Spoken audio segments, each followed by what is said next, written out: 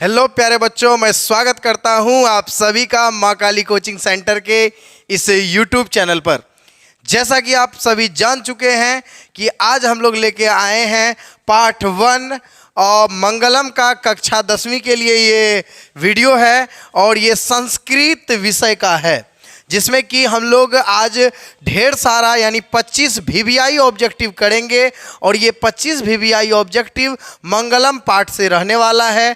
तो मंगलम पार्ट का सब्जेक्टिव वाला वीडियो हम डाल चुके हैं, तो जो सब्जेक्टिव है यानी हम बुक का लाइन बाय लाइन पढ़ाए हैं, तो आप लोग उस वीडियो को ज़रूर देख लें। डिस्क्रिप्शन में ऐसे वीडियो का लिंक है, आप वीडियो को एकदम डिस्क्रिप्शन से सर्च मार के अपना आराम से देख लें। नहीं तो हमारा प्लेलिस्ट खोल लें संस्कृत का और उसमें मंगलम पार्ट का पहला जो दिया हुआ है वीडियो, वो वीडियो को ज़रूर देख लें, क्योंकि उस वीडियो को जब तक नहीं देखिएगा इस वीडियो को देखने से कोई फ़ायदा नहीं है। ठीक है, तो प्यारे बच्चों, आज हम लोग लेके आए हैं पार्ट 1 मंगलम कक्षा 10 संस्कृत का। मैं सागर सर आपको बराबर आप सभी के लिए वीडियो अवेलेबल करवाते रहता हूं ताकि आपका तैयारी और भी बेहतर हो सके। चलिए तो हम लोग स्टार्ट करते हैं। आप सभी को पता ही कि ये Maa Kali coaching center Purnia YouTube channel है। इस चैनल के माध्यम से आप अपनी पूरी तैयारी करते हैं और मिशन 450 प्लस की ओर अग्रसर होते हैं। चलिए, तो ये पाठ मंगलम का है और पाठ पर आधारित बहुत सारे ऑब्जेक्टिव प्रश्न हैं और आप सभी को पता होना चाहिए कि जितना हम लोग अपना सब्जेक्टिव पर ध्यान देंगे उतना ही ऑब्जेक्टिव पर ध्यान देंगे, क्योंकि ऑब्जेक्टिव 50% और सब्जेक्टिव 50% एग्जाम में रहने वाला है। तो दोनों पर बराबर फोकस करेंगे और जब तक सब्जेक्टिव नहीं पढ़िएगा तब तक आपसे ऑब्जेक्टिव नहीं बनेगा। तो सब्जेक्टिव वाला वीडियो एक बार देख लीजिए फटाफट, फिर जाके ऑब्जेक्टिव वाला वीडियो देखिए और भी मज़ा आएगा और एकदम A to Z क्वेश्चन आपसे बन जाएगा। चलिए, तो आज का पहला जो हमारा क्वेश्चन है आपके सामने है, ये प्रश्न आप देख सकते हैं। ये प्रश्न आपको दिख रहा होगा और इस प्रश्न का उत्तर आप लोग अपने मन में सोच के और देखिए कि क्या आप कितना सही बनाते हैं। ठीक है, तो देखिए पहला क्वेश्चन है हमारा कि हिरण्मयन पात्रेन से किसका मुख ढका हुआ है। कि अगला पिछला वाला वीडियो में हम बता चुके हैं कि हिरण्मयन पात्रेन मतलब सोने के पात्र से किसका मुख ढका हुआ है। ऑप्शन ए नंबर है सत्य का, बी नंबर है असत्य का, सी नंबर है धर्म का और डी नंबर है इनमें से कोई नहीं। प्यारे बच्चों, फटाफट आप सोच लिए होंगे मेरे ख्याल से कि हिरण्मयन पात्रेन से किसका मुख ढका हुआ है। बिल्कुल आपका सोचना सही है, हिरण्मयन पात्रेन से सत्य का मुख ढका हुआ है। ऑप्शन नंबर ए हमारा सही आंसर होगा और ये हमारा चैप्टर मंगलम का पहला प्रश्न था। चलिए आगे बढ़ते हैं हम लोग। ठीक है, अगले प्रश्न की ओर देखेंगे हम लोग। नेक्स्ट जो हमारा प्रश्न है आप लोग देख सकते हैं, आप सभी को दिख रहा होगा स्क्रीन पर। कहता है कि सत्य धर्म की प्राप्ति के लिए किस पात्र को हटा देना चाहिए। यानी सत्य धर्म की अगर प्राप्ति करना है हमें तो कौन से पात्र को हटाना चाहिए। पहला ऑप्शन है रजतमय पात्र से, यानी दूसरा है मिरणमय पात्र से, ताम्रमय पात्र से या हिरण्मयन पात्रेन को। इन तीनों में से किसको हटाना चाहिए, रजतमय या मिरणमय या ताम्रमय या हिरण्मयन को। तो आपका सही आंसर क्या होगा, तो सही आंसर होगा हिरण्मयन पात्रेन को। Option number D correct answer है, क्योंकि आप सभी को पता है हिरण्मयन पात्रेन का मतलब है सोने के पात्र से, सोने के पात्र से। ठीक है, तो ये सोने के पात्र से जो सत्य का मुख है ढका हुआ, उसे जब तक नहीं हटाया जाएगा तब तक आपको सत्य धर्म की प्राप्ति नहीं होगी। महर्षि वेद व्यास जी का आप मंगलम पाठ पढ़ रहे हैं, उपनिषद से ये मंगलम पाठ लिया गया है, आप लोग पढ़ चुके हैं चैप्टर नंबर 1। तो प्यारे बच्चों, जितने भी 10th के बच्चे हैं जो बोर्ड की तैयारी करने के लिए इस वीडियो को देख रहे हैं, उन सभी बच्चों से मैं कहूँगा कि आप लगातार इस वीडियो को देखें और जब जो अभी तक हमारे चैनल को सब्सक्राइब नहीं किया वो सब्सक्राइब कर दें। ठीक है, आपके लिए हम वीडियो बनाते हैं, बहुत मेहनत लगता है वीडियो बनाने में, काहे कि हम लोगों को ऑफलाइन बैचेज भी लेना होता है। हमारा ऑफलाइन बैचेज पूर्णिया में संस्थान है माँ काली कोचिंग सेंटर, यहाँ बहुत सारी ऑनलाइन ऑफलाइन बैचेज चलती है, तो उस बैच को भी लेना पड़ता है। फिर भी आपके लिए हम वीडियो अपलोड कराते हैं, तो आप लोग इस चैनल से जुड़े हैं, इसके लिए धन्यवाद। लेकिन इस चैनल को सब्सक्राइब अवश्य कर दें और इस वीडियो को लाइक जरूर ठोक दें, क्योंकि ये वीडियो बहुत ही इंपॉर्टेंट वीडियो आपके लिए रहने वाला है। चलिए अगला प्रश्न की ओर चलेंगे। अगला प्रश्न है हमारा, सत्य का मुख किनसे ढका हुआ है? बताइए सत्य का जो मुख है किससे ढका हुआ है? अभी तुरंत आपको बताए, रजतमय से या मृण्मय से या ताम्रमय या हिरणमय पात्रेन से। बताइए ऑप्शन नंबर कौन सा सही है? रजतमय होगा या मृण्मय होगा या ताम्रमय होगा या हिरणमय होगा? बताइए। तो ऑप्शन नंबर डी इसका करेक्ट आंसर होगा, क्योंकि अभी तुरंत हम बताए आपको कि सत्य का मुख किससे ढका हुआ है, तो हिरणमय पात्रेन से। समझ में आ रहा है कि नहीं आ रहा है बच्चा? देखिए फटाफट देखिए, कितना खूबसूरत खूबसूरत क्वेश्चन है और आपको सारा क्वेश्चन आता है। क्यों आता है? क्योंकि आपने सब्जेक्टिव का वीडियो देख लिया है। तो चलिए अब आगे आते हैं। कहता है महान से महान क्या है, कि सबसे महान क्या है आपको बताना है।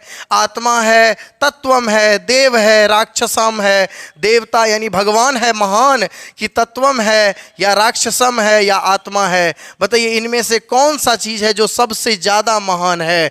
आपको प्यारे बच्चों पढ़ाए थे मंगलम पाठ का दूसरा श्लोक, अनो अन्यान महतो मह्यान आत्मा जंतो निहित गुहायाम। अनो से भी सूक्ष्म महान से भी महान कौन है? आत्मा है। तो इसका सही आंसर होगा ए नंबर, आत्मा। आत्मा को कभी कभी ब्रह्म भी लिखा रहता है, तो दोनों एक ही चीज़ है, लेकिन आपको आत्मा ध्यान में रखना है। महान से महान क्या है? तो आत्मा है। महान से महान क्या है? आत्मा है। रट लेना है, दिमाग में फिट कर लेना है। श्लोक नंबर दूसरा आप सभी पढ़ चुके हैं। चलिए अगला जो प्रश्न है, कहता है कि अणु से भी सूक्ष्म कौन है? बताइए फटाफट बताइए। आत्मा है, तत्वम है, देव है, राक्षसम है। बताइए अणु से भी छोटा कौन सा है? आपको श्लोक नंबर दूसरा पढ़ाया गया है, अनो अन्यान महतो मह्यान। यानी अणु से भी सूक्ष्म, महान से भी महान क्या है? आत्मा है। ऑप्शन नंबर एक करेक्ट आंसर होगा, यानी आत्मा है। अणु से भी सूक्ष्म कौन सा है? तो आत्मा है। चलिए आगे आते हैं हम लोग। अगला जो प्रश्न है, कहता है कि पृथ्वी पर यानी पृथ्वी पर सबसे महत्वपूर्ण पदार्थ क्या है? इस पूरे पृथ्वी पर बताइए इनमें से कौन सा पदार्थ है जो सबसे महत्वपूर्ण है? तो सबसे महत्वपूर्ण पदार्थ क्या है? आप सभी को पता होना चाहिए, आत्मा है। अगर चैप्टर नंबर देखिए श्लोक नंबर 2 जो है, जिसमें लिखा हुआ है अनो अन्यान महतो मह्यान। देखिए उस श्लोक से कितने सारे प्रश्न पूछे गए हैं। अगर आप नहीं पढ़े हैं तो चैप्टर नंबर 1 का ये जो वीडियो अपलोड हम कर चुके हैं, वो वीडियो को ज़रूर देख लीजिए, क्योंकि उस वीडियो से बहुत सारा प्रश्न ऑब्जेक्टिव में आते हैं। चलिए आगे आते हैं। अगला श्लोक हम लोग देखते हैं क्या है, यानी अगला प्रश्न देखिए आप क्या है। कहता है कि कौन से पुरुष इस आत्मा की महिमा से ईश्वर को, कौन से पुरुष इस आत्मा से की महिमा से ईश्वर की भक्ति करते हैं? बताइए कौन से पुरुष भक्ति करते हैं? आपको जवाब देना है। कौन से पुरुष इस आत्मा की महिमा से ईश्वर की भक्ति करते हैं? विद्वान पुरुष, साधु पुरुष, मित्र या मंत्री? तो आप सभी को पता है प्यारे बच्चों, इसका करेक्ट आंसर क्या होगा? जो विद्वान लोग होते हैं, यही जो विद्वान पुरुष होते हैं, वही इस आत्मा की महिमा से किसको देखते हैं? ईश्वर की भक्ति करते हैं। जो विद्वान लोग होते हैं इस आत्मा की महिमा से ईश्वर की भक्ति करते हैं। कितना मजा आ रहा है पढ़ने में, क्या है कि नहीं है? चलिए फटाफट एकदम देखते जाइए। अगला प्रश्न देखिए, प्रश्न नंबर 8 आ रहा है आपके बीच। प्रश्न नंबर 8 देखिए क्या कहता है। कहता है किससे जीत की प्राप्ति होती है? किससे जीत की प्राप्ति होती है? आखिर क्या चीज कीजिएगा जो आप हमेशा जीतते रहिएगा? सत्य या असत्य या क्रोध या मोह? ये 4 ऑप्शन है। कहता है असत्य से, क्रोध से, मोह से या सत्य से। ये चारों ऑप्शन में बताइए कि किससे जीत की प्राप्ति होगी। आपको श्लोक नंबर 3 पढ़ाया गया है, सत्यमेव जयते, यानी सत्य की जीत होती है। तो किससे जीत की प्राप्ति होती है? सत्य से। ऑप्शन नंबर डी इसका करेक्ट आंसर होगा। ऑप्शन नंबर डी इसका क्या होगा? करेक्ट आंसर होगा। फटाफट एकदम नोट करते जाइए, ठीक है। चलिए अब आगे आते हैं हम लोग। अगला प्रश्न है, किससे जीत की प्राप्ति नहीं होती है? किससे जीत की प्राप्ति नहीं होती है? आपको जवाब देना है बच्चों। किससे जीत की प्राप्ति नहीं होती है? असत्य से, क्रोध से, मोह से और सत्य से। तो देखिए, सत्यमेव जयते नानिरृत, यानी सत्य से अगर जीत की प्राप्ति होती है तो असत्य से जीत की प्राप्ति नहीं हो सकती। ऑप्शन नंबर ए इसका करेक्ट आंसर है। अगर आप असत्य की ओर जाइएगा तो आपको कभी जीत नहीं मिल सकता है, आपको कभी जीत नहीं मिल सकता है। अगर आप असत्य की ओर जाते हैं तो असत्य की ओर हमें नहीं चलना है। बच्चों, हमेशा हमें सत्य की राह पर चलना है ताकि हमें हमेशा जीत की मुकाम हासिल हो। कभी भी झूठा दुनिया में नहीं जीना है। चलिए अगले प्रश्न की ओर आते हैं हम लोग।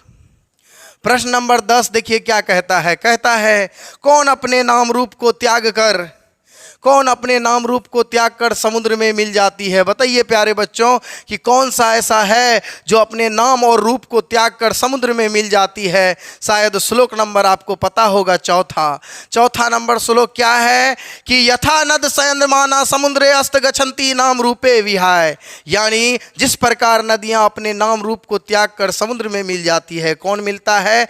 नदी अपने नाम रूप को त्याग कर कहाँ मिलती है? तो समुद्र में मिलती है। यानी इसमें ऑप्शन है विद्वान, झील, नदी। ऑप्शन नंबर सी हमारा करेक्ट आंसर होगा, क्योंकि नदी ही अपना नाम रूप को त्याग कर कहाँ मिलती है? समुद्र में मिल जाती है। चलिए ऑप्शन नंबर इसका सी सही होगा, ऑप्शन नंबर सी इसका सही होगा। बच्चों फिर अगला प्रश्न की ओर आते हैं हम लोग, अगले प्रश्न की ओर आएंगे हम लोग। और अगले प्रश्न की ओर देखिए, अगला प्रश्न क्या है? कहता है कि अगले प्रश्न की ओर आप लोग देख सकते हैं। कहता है कि देवलोक का रास्ता कैसे बनता है? आप बताइए कि यदि हमें देवलोक जाना है, देवलोक अर्थात स्वर्ग लोक जाना है, तो हम क्या काम करें जो हम स्वर्ग जाएंगे? असत्य बोलें, क्रोध बोल से गुस्सा में रहें, या मोह करें, या सत्य बोले, सत्य के रास्ता पर चले? तो आप सभी को पता होना चाहिए कि यदि हमें स्वर्ग लोक जाना है तो सत्य की राह पर चलना होगा। देखिए मंगलम पाठ उपनिषद से लिया गया है, और ये उपनिषद से में देखिए स्पष्ट रूप से कहा गया है कि यदि आपको स्वर्ग लोक जाना है तो आपको क्या करना होगा? सत्य को अपनाना होगा। तो ऑप्शन नंबर डी हमारा करेक्ट आंसर होगा। चलिए आगे प्रश्न की ओर चलें। चलिए फिर अगला प्रश्न कहता है, नदी किसको त्याग कर समुद्र में मिलती है? नदी जो है क्या चीज को त्यागती है और समुद्र में मिल जाती है? नाम को छोड़ देती है, रूप को छोड़ देती है, या नाम और रूप दोनों को छोड़ देती है, या इनमें से कोई नहीं? आपको श्लोक नंबर 4 बता चुके हैं। यथा नद सयंद्रमाना समुद्रे अस गच्छन्ति नाम रूपे विहाय, नदियां अपने नाम और रूप को दोनों को त्याग कर समुद्र में मिलती है। तो ऑप्शन नंबर सी इसका करेक्ट आंसर हो जाएगा। ऑप्शन नंबर सी इसका क्या हो जाएगा? करेक्ट आंसर हो जाएगा कि नाम और रूप को छोड़कर नदी क्या करती है? समुद्र में मिल जाती है। चलिए मजा आ रहा बच्चा? फटाफट एकदम कमेंट करके बता दीजिए कि सर कैसा लगा इस वीडियो को देख के। कहता है किस गुहा में अणु से भी सूक्ष्म, महान से भी महान आत्मा निवास करती है? कहता है कि किस गुहा में अणु से भी सूक्ष्म आत्मा निवास करती है? बच्चों बताइए कि कौन सा गुहा है, कौन सी गुफा है जहाँ पर ये अणु से भी छोटा ये आत्मा निवास करती है? कहता है हृदय रूपी गुफा में, हृदय में रहता है, या फेफड़ा में, या मस्तिष्क में, या इनमें से कोई नहीं? तो ऑप्शन नंबर इसका एक करेक्ट हो जाएगा। हृदय रूपी गुफा में आत्मा जो है निवास करती है। आत्मा कहाँ रहती है? हृदय रूपी गुफा में ये आत्मा क्या करती है? निवास करती है। आत्मा का निवास स्थान कहाँ है? तो हृदय है। कहाँ है? तो हृदय है। देखिए कितना मजा आ रहा है वीडियो को देख के। ठीक है, सारा ऑब्जेक्टिव क्लियर हो रहा है ना? और लग रहा होगा सारा ऑब्जेक्टिव जान रहे हैं। क्यों? क्योंकि आपको सब्जेक्टिव हम पढ़ा चुके हैं। चलिए कहता है किसकी प्राप्ति के लिए ऋषि लोग सत्य को अपनाते हैं? आखिर क्या चीज पाना चाहते हैं जो ऋषि लोग सत्य को अपनाते हैं? देवलोक या स्वर्गलोक या मृत्युलोक या नरकलोक, या इनमें से कोई नहीं? भैया आप सब जानते हैं कि देवलोक या स्वर्गलोक को पाने के लिए ही ऋषि लोग किसको अपनाते हैं? सत्य को। ऑप्शन नंबर ए हमारा करेक्ट हो जाएगा कि देवलोक यानी स्वर्गलोक को पाने के लिए ही ऋषि लोग सत्य को अपनाते हैं, क्योंकि वो जानते हैं कि अगर सत्य के राह पे नहीं चलेंगे तो हमें नरक में भी जगह नहीं मिलेगा। चलिए ऑप्शन नंबर ए हमारा सही है। फिर आगे आते हैं हम लोग। अगला प्रश्न जो है 15 नंबर का प्रश्न आप लोग देख सकते हैं। कहता है विद्वान कैसे पुरुष होते हैं? विद्वान कैसे पुरुष होते हैं? प्रातपर दिव्य पुरुष होते हैं, दानव पुरुष होते हैं, या आलसी पुरुष होते हैं, या इनमें से कोई नहीं? बताइए, आप विद्वान पुरुष किसको कहेंगे? जो प्रातपर दिव्य हो, गौतम बुद्ध को आप विद्वान पुरुष कहेंगे। ठीक है, देखिए, तो प्रातपर दिव्य पुरुष जो होते हैं उसी पुरुष को हम लोग कहते हैं विद्वान पुरुष। ऑप्शन नंबर ए हमारा करेक्ट सही आंसर होगा। ठीक है, विद्वान कैसे पुरुष होते हैं? तो प्रातपरम दिव्य। चलिए, ऑप्शन नंबर ए सही है। ऑप्शन अब आते हैं 16 नंबर में। कहता है उपनिषद के रचनाकार कौन है? उपनिषद के रचनाकार कौन है? उपनिषद जो है उनके लेखक कौन है? चाणक्य जी हैं, भवभूति जी हैं, महर्षि वाल्मीकि जी हैं, या महर्षि वेद व्यास जी हैं?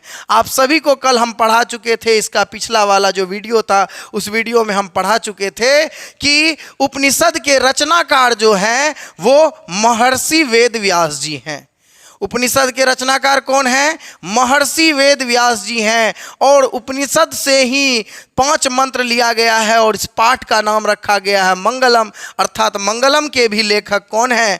महर्षि वेद व्यास जी हैं। चलिए बच्चों, अब अगला प्रश्न देखिए। अगला प्रश्न क्या है? देखिए, अगला प्रश्न सेम प्रश्न, वही प्रश्न है। कहता है मंगलम पाठ के रचनाकार कौन है? तो मंगलम पाठ के रचनाकार कौन होंगे? चाणक्य होंगे, भवभूति होंगे, या महर्षि वाल्मीकि होंगे, या महर्षि वेद व्यास जी होंगे? तो ऑप्शन नंबर डी करेक्ट है, महर्षि वेद व्यास जी होंगे, क्योंकि मंगलम पाठ जो है उपनिषद से ही लिया गया है। ठीक है, समझ में आ रहा है कि नहीं आ रहा है? कितना मजा आ रहा है। 17 प्रश्न हम लोग देख चुके हैं, ये 18वां प्रश्न आपके बीच। कहता है उपनिषद में क्या दिया गया है? ये जो उपनिषद है उसमें क्या दिया गया है? दर्शन शास्त्र सिद्धांत दिया गया है, या गुण शास्त्र सिद्धांत दिया है, या योग्य शास्त्र सिद्धांत दिया है, या इनमें से कोई नहीं? आप सभी को बताए थे पिछले वीडियो में कि उपनिषद में जो है दर्शन शास्त्र सिद्धांत को प्रकट किया गया है। तो ऑप्शन नंबर ए हमारा करेक्ट होगा, दर्शन शास्त्र सिद्धांत को दिया गया है उपनिषद में। चलिए अगले प्रश्न की ओर आते हैं हम लोग। अगला प्रश्न है उपनिषद में किसकी महिमा को दिखाया गया है? बताइए, उस उपनिषद जो है, ये जो उपनिषद है उसमें किसकी महिमा को दिखाया गया है? परम पुरुष का, देव पुरुष का, या परम पर पुरुषस्य का, या स्वास्य विश्वस्य का? तो देखिए, इसमें परम पुरुष का जो है महिमा को दिखाया गया है कि परम पुरुष जो होते हैं वो किस प्रकार होते हैं। तो ऑप्शन नंबर ए हमारा करेक्ट है। ये पर पुरुष है और ये परम पुरुष है, दोनों में बहुत अंतर है। तो परम पुरुष का महिमा को दिखाया गया है किसमें? उपनिषद में। ऑप्शन नंबर ए सही होगा।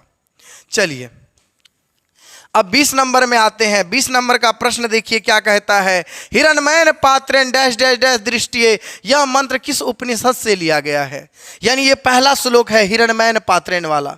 कल आप सभी को बताए थे, पिछले वाला जो वीडियो था उस वीडियो में हम बता चुके थे कि उस वीडियो में कि हिरण्मयन पात्रेण वाला जो श्लोक है ये कहाँ से लिया गया है? तो ये लिया गया है, आप लोग खुद बताइए, मुंडकोपनिषद से लिया गया है, श्वेताश्वरोपनिषद से लिया गया है, या कठोपनिषद से लिया गया है, या ईशावास्योपनिषद से लिया गया है? तो ऑप्शन नंबर इसका कौन सा सही होगा? तो इसका ऑप्शन सही होगा डी नंबर, ईशावास्योपनिषद से लिया गया है। कौन सा श्लोक? हिरण्मयन पात्रेण। ये जो 5 श्लोक है ना मंगलम का, ये 5 श्लोक कोई ना कोई उपनिषद से लिया गया है। तो प्रत्येक श्लोक किस उपनिषद से लिया गया है ये जानकारी होना बहुत जरूरी है। चलिए अगले प्रश्न की ओर। अगला प्रश्न कहता है कि मंगलम पाठ में कुल कितने मंत्र हैं, अर्थात कितने श्लोक हैं? 5 हैं, 10 हैं, 7 है, 1 है? तो भाई मंगलम पाठ में टोटल कितने श्लोक हैं? 5 श्लोक हैं, आप सभी जानते हैं। ठीक है, हम लोग पढ़ चुके हैं कि मंगलम में कितने श्लोक हैं। तो मंगलम पाठ में 5 श्लोक हैं। हम लोग पढ़े हैं या नहीं पढ़े हैं? एकदम पढ़े हैं, मज़ा से पढ़े हैं। ठीक है, चलिए अगले प्रश्न की ओर आते हैं। अगला प्रश्न देखिए हमारा क्या है।